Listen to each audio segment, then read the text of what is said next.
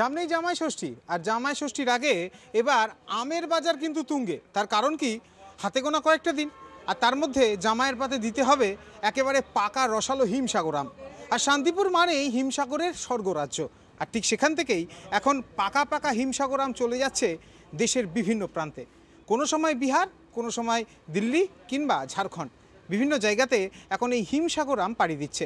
প্রথমত এই আম পাঠানো হতো কাঁচা অবস্থাতেই, তার কারণ কাঁচা অবস্থাতে দাম ভালো পাওয়া যেত চাষিরা, এবং চাষিরা তাতে করে বেশি দাম পাওয়ার লক্ষ্যে এই আম কিন্তু গাছে কাঁচা থাকতেই বিক্রি করে দিতেন। তবে যেহেতু সামনে জামাই ষষ্ঠী, আর ঠিক সেই বাজারকে লক্ষ্য করে এবার পাকা আম পাড়ি দিচ্ছে ভিন রাজ্যে, আর এখন রীতিমতো তুঙ্গে তার শেষ মুহূর্তের প্রস্তুতি বা শেষ মুহূর্তের কাজ। আমাদের এই আমের আরও অনেক ধরেন 20-25 বছর ধরে আগে ওই পাশে ছিল, এখন এখানে হয়েছে। এরকম তো অনেকেই করে। হ্যাঁ, অনেকেই করে।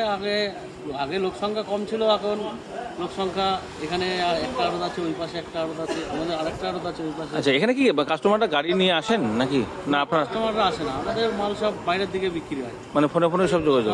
কোথায় কোথায় মাল যায়? আমাদের যায় ইউপিতে যায়, দিল্লি যায়, আসাম যায়। কত কেজি করে পরিমাণ মাল যায়?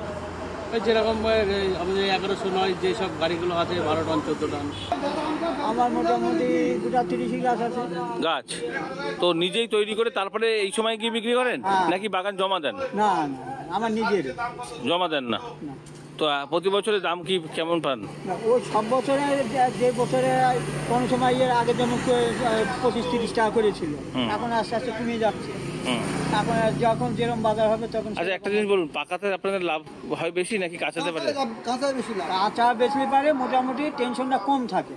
আমার শহর শান্তিপুর থেকে রূপম রায়, কলকাতা টিভি।